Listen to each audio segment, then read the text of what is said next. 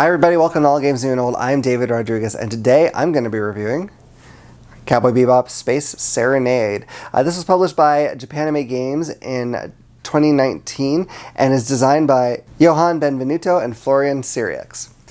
So this is a 2 to 4 player competitive game. It takes about 30 to 60 minutes. It's a deck building game based on the popular anime series, but in order to tell you a little bit more about that, let me take you to our anime expert, Sugoku. Sugoku, take it away.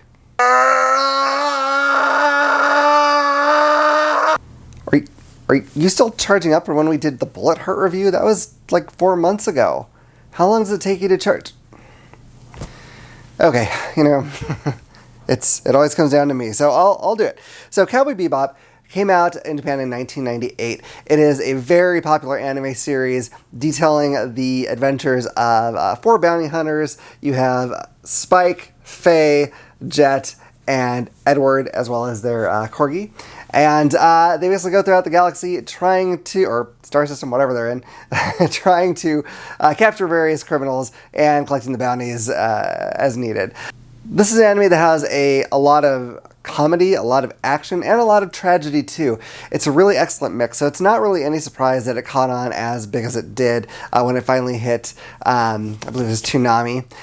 It came on to regular TV. Suddenly it was even bigger than it was amongst your more hardcore anime fans. I think most people, if they're a fan of anime, have probably seen this show before at some point. As I record this, we're right on the verge of a new live-action show coming out of this series. So I'm excited about that. I hope it turns out well. But we're not going to talk about the shows that much. We're going to talk about this game. As I said at the beginning, this is competitive. Even though you play as members of the Bebop, you're basically competing to collect the most bounties, sometimes kind of working together because you're sort of working to solve the same problems, but really you're trying to get the most points, get the most renowned, and that's basically how you win the game, getting the most renown at the end. So without going too much further into that, let me send you to our gameplay video so you can see how this game works. Okay, I have the game set up here for a 2-player game. As per usual with my setup, it's a bit cramped, more so than I would usually have it for actual play, just so I can fit everything on the screen.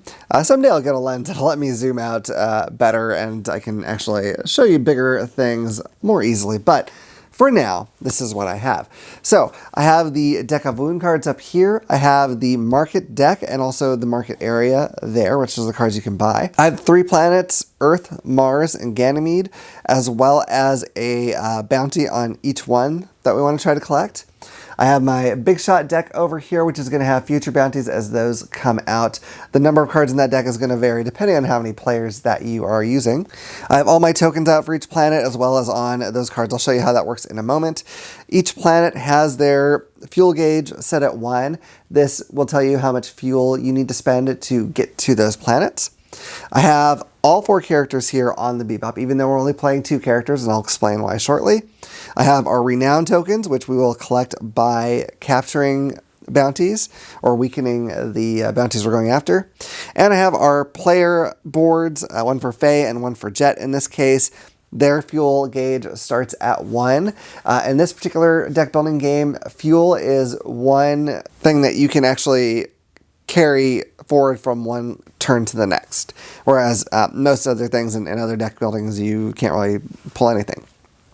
So their starting decks each consist of 4 cards that are unique to the character, as well as 6 cards that just give you 1 Wulong, which is the currency each.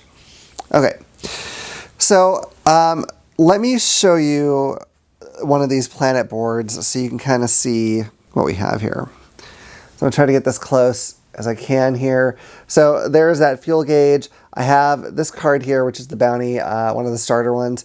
And there's a certain number of tokens on each of these spaces. So I'm going to move these for a minute here.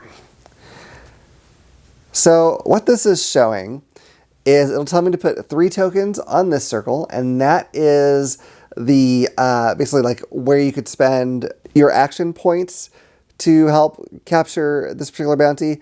Over here, it's going to say to put 2 tokens, and that's what you'd use your clue points for to capture this person.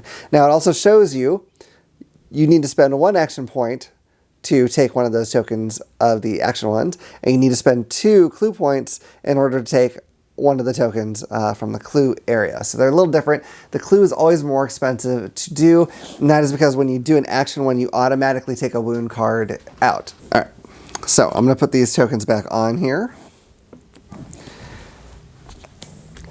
And let me show you the player boards here, because there's something important on them besides just the fuel, which is important, of course.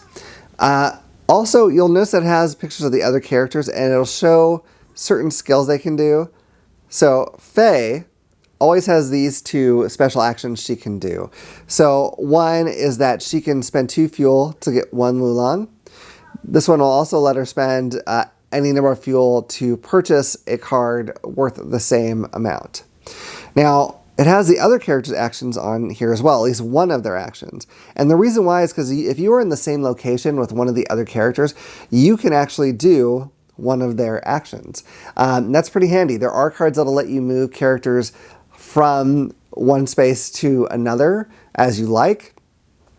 So that's why we have the miniatures out that are not even characters involved in the game, because you might want to use, for instance, one of Spike's abilities. So you might want to move him to where you are in order to use his ability. So they're all in play whether or not someone is actually playing with them or not.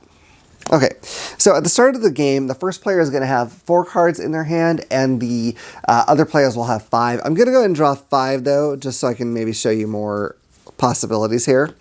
So we can kind of pretend that it's gone on for a little bit. So the card is such that it'll show you over on the side here something that you'll automatically get. So in this case, when I play that down, I will get 1 fuel, so I can move her marker up 1 on that fuel track, and that gives me 1 action point. I'll play down pretty much all my cards. There's not really a ton of reason not to. This one gets me 1 Wulong and 1 clue point.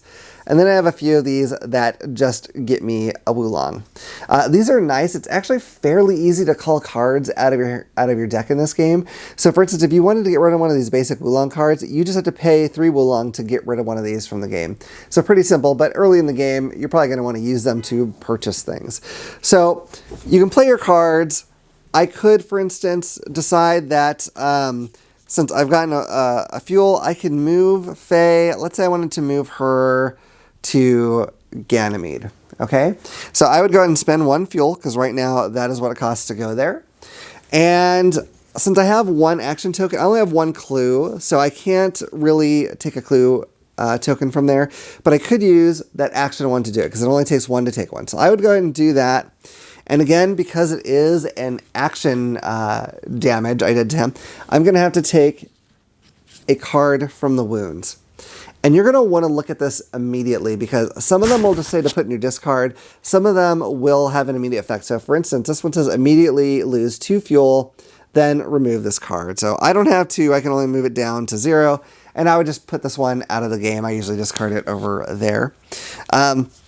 But like I said, some will get into your deck. The nice thing about them is those 2 are fairly easy to remove. They do take up a space when you're drawing your cards, but a lot of times you might have to spend a fuel or 2 to get rid of them, or Wulong, or sometimes you just get rid of the card when you draw it, but either way your hand is lower than it would normally be. So that can have a big effect. So in this case, I had, let's see, 1, 2, 3, I had 4 Wulong to spend. So I could then look at the cards in the marketplace if I liked, and try to look for a card that I wanted to purchase if there was any. So for instance, I could take this one. The cost up at the corner says that it costs 4 Wulong, so I have enough to do that. I know if I get that, then when I draw it, this will give me 1 clue point. And then you might see that there is over here, there's a little more written down. So this one says you may remove 1 card from your hand or your discard pile. In this game, remove means you take it out of the game. So I could do that every time this card comes up, which is pretty great. That's a great ability. Now, you might have also seen down at the bottom here, though, there is a picture of Faye. We've got a yellow bar here, and it has 2 Wulong there. Now, every character is associated with color. So you have Faye is yellow, Ed is sort of this reddish orange, Spike is blue, and Jet is purple. So what this means is when this card comes out and I play it, if I've also played that turn a card that is a Faye card, so it's mostly yellow, I'll get this bonus too. So I could then get 2 Wulong when I play this card. So this is an excellent card to do. So I would go ahead and take this. I'd put this in my discard, And that will come up in my hand again when I need to reshuffle. It could show up later on, much like pretty much any deck builder. Once I'm done, I'll go ahead and discard all the cards I played down over to the side, and we're ready to move on. So I got this token from hurting that particular bounty. Now, let's say I'm not going to play the card. Let's say Jet moved over here, and let's say he was able to take out this last one, okay? So he'd go and take that token. We'd move these other tokens off of there because they're not going to come into play anymore. Since he did the last blow to this character, we're going to take that and we're going to put it face down kind of in his area somewhere, wherever works for you. Then, the reason why we do this is because some of them are worth renown at the end of the game. This particular one is not, but some are. And also captured criminals can act as a tiebreaker. So even if you don't get renown for them, they could end up serving a use. Then any character, whether it's the one who did the last blow or not, who has a token for Mars, is going to turn these in and get a renown point for each one that they've used. So you're going to take those, you're going to find them, they have one's worth 1, 2, and 3. You're going to put those face down in your character board there. That way, other players don't know exactly what you have unless they're really keeping careful track. Now that we've gotten rid of one of these bounties, we have to do something to replace that. So what you do is you're going to draw 2 cards from the Big Shot deck one at a time. So the first one I picked goes to Ganymede. So that's perfect. So this one, whenever he's defeated, will be worth 1 renown. I'll put him there. It says I need to put, oops, I think I put Mars tokens on that. Oh well. Okay, I'll put that over here. I did. I totally mixed up my planets. Oh well. All right, so I put the wrong tokens on the wrong thing, but you get the idea. They have specific ones. Really, as long as it's a marker, it's not too big a deal, but it does matter when you're playing the game. So for purposes of showing, though, hopefully that's understandable. So it says I need to put 4 on the action one and 3 over here on the clue one. This one also says that when this comes out, I need to actually redraw out the marketplace. Oh, one other thing, too, is you do also usually draw out a card to replace any that you've purchased. So you could buy one, draw a card to replace it, and then buy that one if you actually have the Wulong to do so. So he's going to make all new cards come out. And now we still have to draw another card, even though that one's full. We do have to draw 2 cards every time we defeat someone. So I'm going to pull this one out. And this one says he goes to Mars. But as you can see, there's already somebody there. So what's going to happen is this one's actually going to get discarded, but the fuel gauge here is going to go up. So now it costs more to get to that particular planet. So you don't necessarily want to get that to go too high because then it gets really expensive. Now, if this had already been on 3 when I drew that one out, I would go ahead, this particular bounty would escape. This one would replace it. We'd put all the necessary tokens on there. But if there was anyone on that planet, they would be returned to the Bebop. Also, when you do defeat someone, you also return to the Bebop. I don't believe I did that. But and then anyone who had tokens for that previous bounty would just lose them. They would go back into the mix over here. So you wouldn't... you basically lose your progress that you made trying to collect that bounty. So you don't want that to happen. It's usually pretty easy to keep them from escaping, but things can happen, especially if you draw 2 of the same planet in a row. So as you go, you're going to keep collecting bounties as much as you can, trying to get as much renown as possible for the end of the game. Then, in the last third of the deck, you're eventually going to come across this card. This is Vicious. Now, he's kind of the main big bad of the game, and he has sort of a scaling amount of things that he needs for him to be defeated. So if you're only playing 2 players, you need just 9 action points. If you're playing with 3 or 4, you need 11 or 13. As far as the clue tokens, if you're playing 2, you need 5, 6 at 3 player, and 7 at 4 player. So you're going to put this out. He has his own tokens. So I'm just going to put a big stack of them. I'm not going to put all the ones that he needs because it's quite a stack. We'll just say that I put all the necessary ones out here. Now, he's a little different in that when you use an action on him to take one of these, you actually take 2 wounds. So that's pretty nasty. And then anytime he has taken or lost a token due to an action, then he's going to move. Now, at this point, pretty much any cards that you have discarded from the Big Shot deck will be shuffled up, and those will become his movement. So when he first pops out, you're going to draw a card, and it's going to tell you where he's going to move. So this is a Mars card, so he's going to be moved to Mars. And I'm going to go ahead and put this aside now that we know where he's going. Now, you can still collect the bounties on the other ones that are out, but you want to be trying to get down to Vicious. It can be worth a lot of points if you do a lot to try to capture him. If he escapes, there is still a winner, because it's not really like a semi-co-op. It would still be the person with the most points win, but it's seen as sort of a minor victory.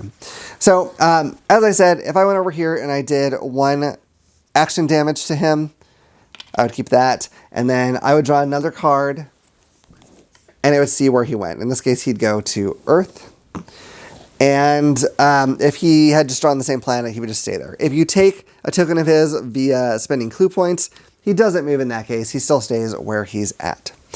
Once you have defeated him, whoever does that will take his card, put it face down with his other big shot cards, and then you're going to turn all your Vicious tokens in and get Renown tokens just as you would for any of the other bounties. And then at the end of the game, you're going to count up all your Renown tokens by flipping them over, seeing how many points you have, and then you're going to look at any of your captured bounties and see how much renown that they are worth, which is right here in this little star. So that's the basics of how you play. It's fairly simple if you're used to deck building games, but it does have a little bit of uniqueness with that movement and the ability to sort of use each other's skills and mess around with them based on where they are. It is kind of a lot of fun to shift someone away from a planet where they're trying to accomplish something.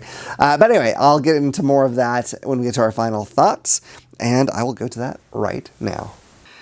All right, I hope that gameplay overview was helpful to you. Now we're going to get to our final thoughts, starting with the artwork.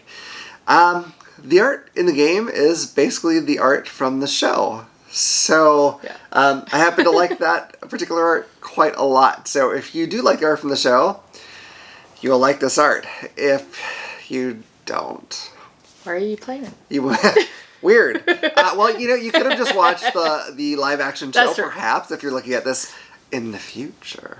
And so maybe you haven't actually seen that art, but it's also right there on the cover, so you can look at it and see if you like it. I think it's very, very well done, but you can judge for yourself.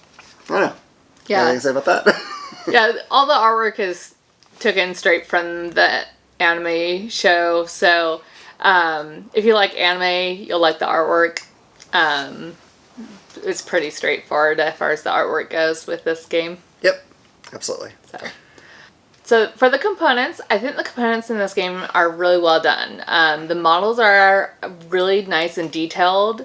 The player boards are a really nice cardstock with nice inlays, so it makes that token for your gas gauge easy to use. Collecting the tokens from your bounties is easy. I actually really like the big shot stand for the bad guys as well. So I think all the components are really well for this game.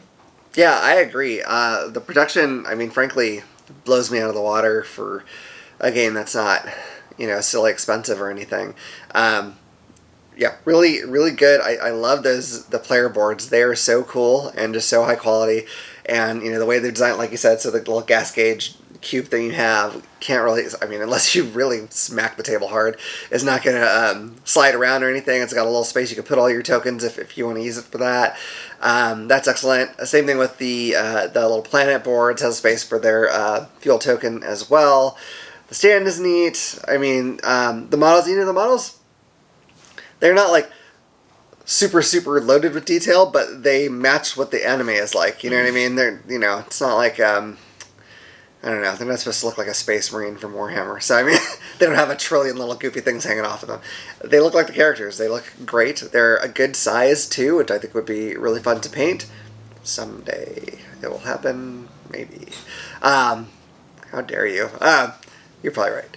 So, but yeah, it's definitely good as far as the components go. I have zero complaints, I don't believe. So, get to the theme.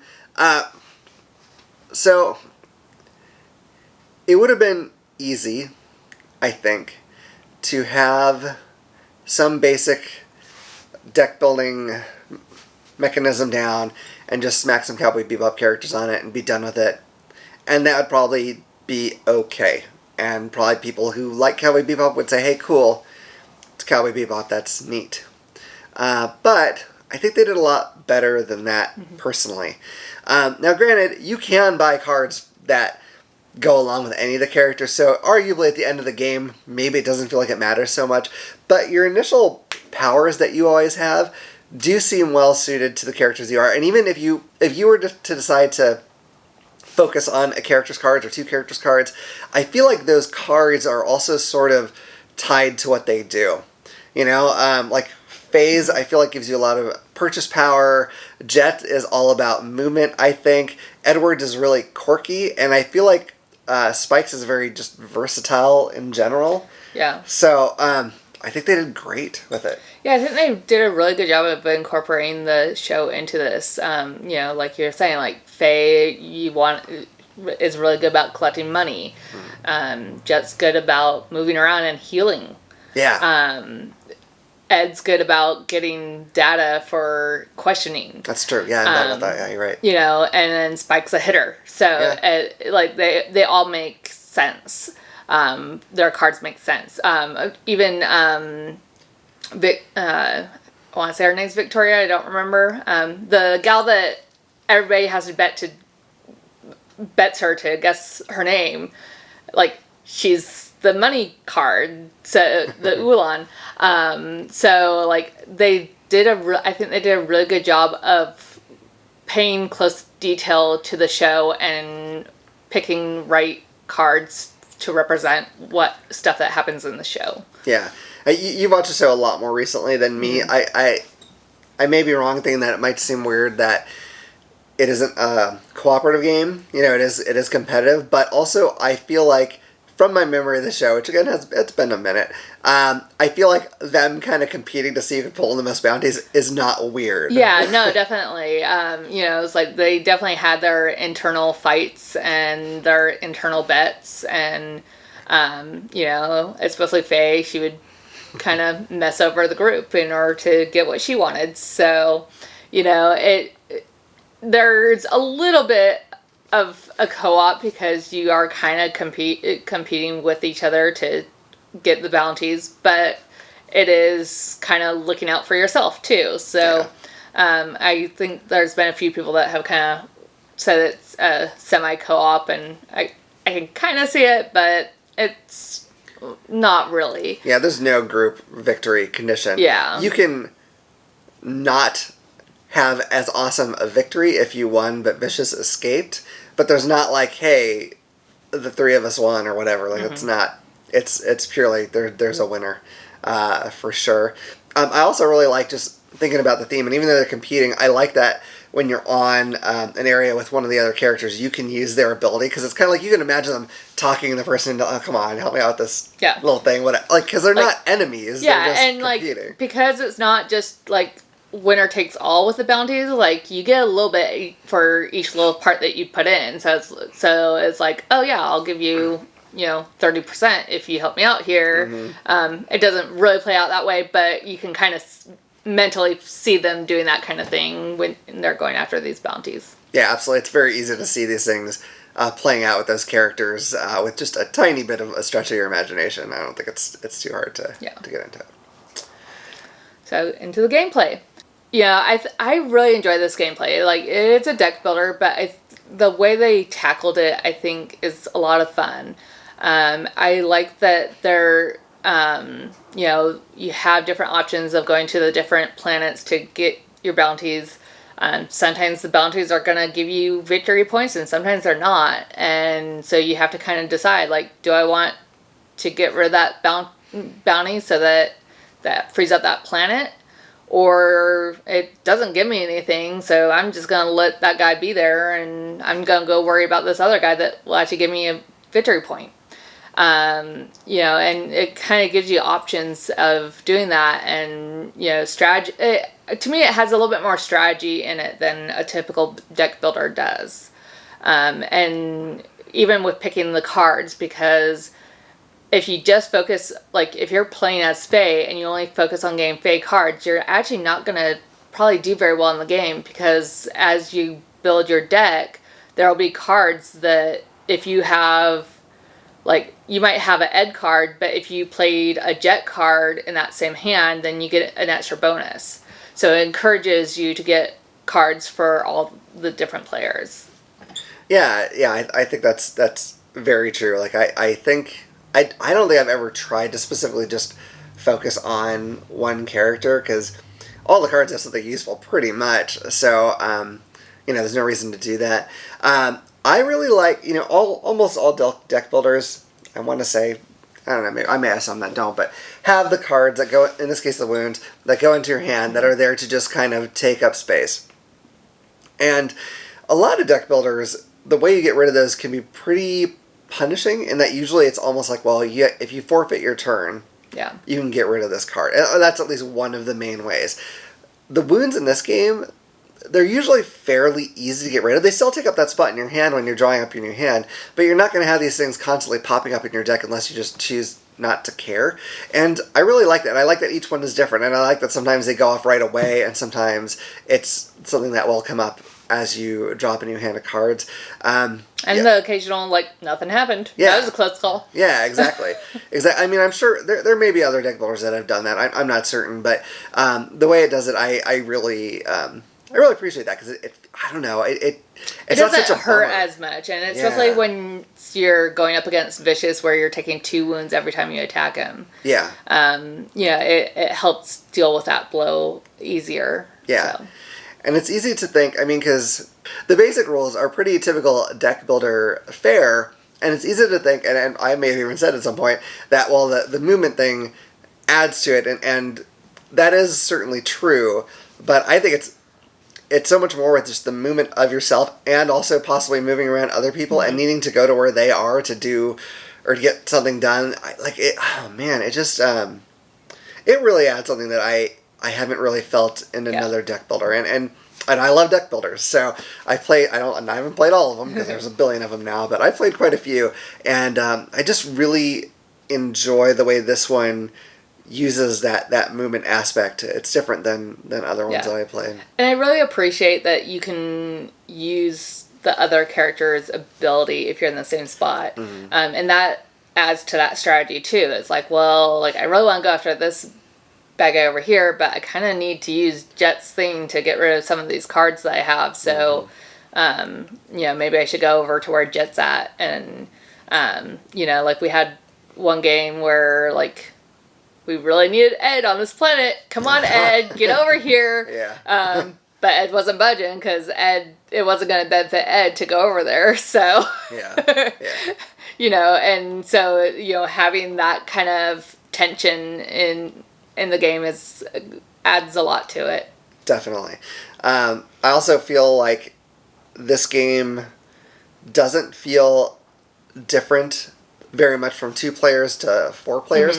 The only real difference is some of the cards, say specifically, move a non-player character as an ability. You'll know other stuff it gives you too. It won't be just that. But if you do have the full complement of 4 players, then there are not non-player characters.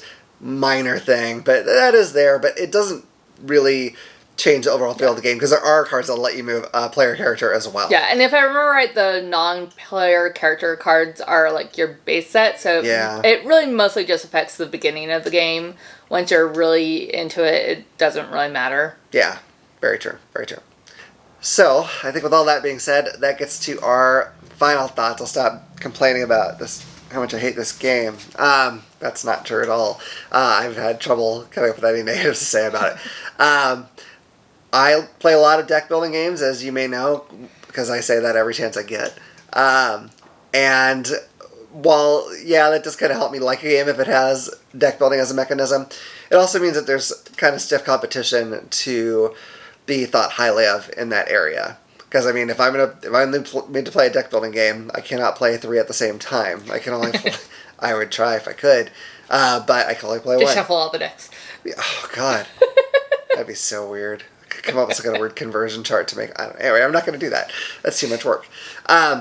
So, all that being said, I'm going to give Cowboy Bebop Space Serenade a 9, which is on a scale where 10 is the absolute highest.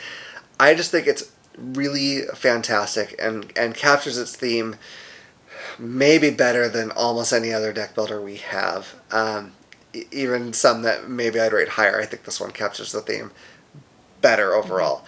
It's so good. It's so fun. It's very fast. My only weird sort of complaint, as much as I like that it goes by quickly, I also wish there was some way to play like a longer version of it so I could build my deck up more and more. Because there's so many cards in that stack that fills up the your marketplace area. There's so many. You can go a few games and it'll feel different because you will get entirely different cards, or a lot of different cards anyway. So I think it's so neat. They could do an expansion. Like I don't think Juliet's in there, and I don't think Andy's in there. So there's a few characters that aren't in there, and I want to say Annie is. There's a few characters from the show that now my brain's going through and like, is that person there? Is that person there? Yeah. There's a few characters from the show that aren't in the game. So the possibility of an expansion is definitely there. Yeah, Japanime Games, get on it. Do it. Give me a longer alternative game. They could use, I can't remember his name, but the bad guy from the movie, I don't remember. But get that guy. Sure, make it a little different somehow. I don't know. More of this. That's what I'm saying. Anyway, that's that. I'll give you a 9. That's what I'm trying to get to. So I agree. I'm also going to give the game a 9. I love the anime. I always have, and I love how much this game incorporates the show, and it feels like you're playing the show. And I love how much attention to detail they put into incorporating the show and the game together and making it feel like the show. Really, my only ding on it is that there's not really a way to either adjust the difficulty level, which I'm kind of used to with deck building games because most of the ones we play are co-op. So I know since it's competitive, doing the difficulty level might be, probably kind of depends on who you're playing with. But then with it not being co-op, there a lot of the games that we play that aren't co-op, like there seems to be kind of a equalizing mechanism that, if someone's falling behind, there's something that can happen to kind of get them caught up, and I don't really see that in this game. But it's also a short game, so, and it's not like your character dies and you're just out of the game while the rest of the people keep playing it. So I don't think that it's super necessary, but that's the only reason why it's not a 10 for me. Yeah, I could see that. Yeah, it'd be kind of interesting to do it if like the bounties are harder to catch in some way, or I don't know if I want Vicious to be harder specifically. Although I don't think we've ever let him escape, so maybe he could be in some way. I don't know. There's probably some way that they could do it to make it a more challenging thing overall. But yeah, it's so close in my mind to a 10, and I just think I think if maybe the game was generally 15 minutes longer somehow, I'd be like, okay, well now I feel more satisfied with my deck at the end than I am, and that could just be me not building the deck well. I'll be honest, it could be all me. It could be me. Anyway, I don't see my opinion in this game dropping. I mean, who knows? But it's hard to imagine that at any point. So who knows, maybe as I get even more and more plays in, although we've played this quite a few times at this point, but maybe I'll like it even better. Hard to say. So, but right now it's very nicely at that 9 spot, and I would definitely recommend it to anyone who loves the anime, or probably the show, hopefully. Assuming it's faithful. Let us know what you think of the show. I would love to hear about that. Tell me what you think. Tell me if it makes you want to play this game more or less. That would be great. Ask me about characters in the anime, and I'll ask her if she remembers them, and I'll tell you all about it, because I haven't. She's watched this very recently. It's been several years since I was able to watch it, but I still love it. It's in my heart, always. That was cheesy, but it's true. So I love cheese. So what's happening to me right now? Okay, anyway, so that's it. 2 9s, really great score for Cowboy Bebop Space Serenade from Japanime Games. If you enjoyed this video, if it's helped you decide whether or not you want to get this game, please hit like and subscribe, and click the bell icon so you'll know about the next time we put out a video. Other than that, I look forward to seeing you all around the table at All Games New and Old. Bye.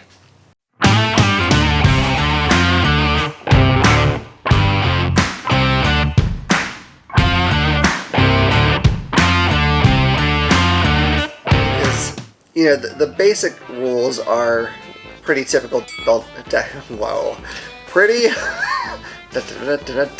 Bloopers. All right. Wow. People can't stop commenting and sending me messages, etc. If you did, people. Yay! I was so worried I wasn't going to have bloopers on this.